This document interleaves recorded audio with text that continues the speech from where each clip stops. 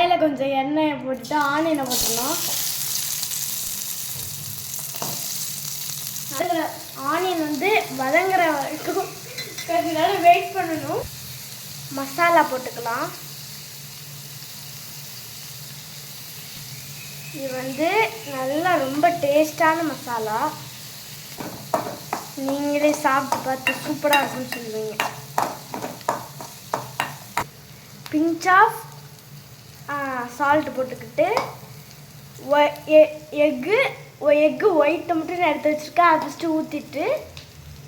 First ஊற்றிக்கலாம்.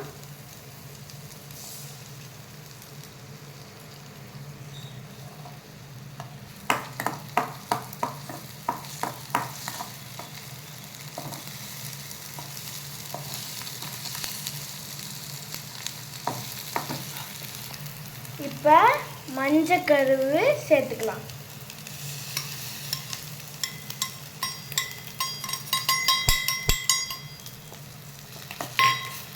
Okay, இப்போ இது வந்து நல்லா வெந்துடுச்சு. இப்போ இதை வந்து ஆஃப் பண்ணிக்கலாம்.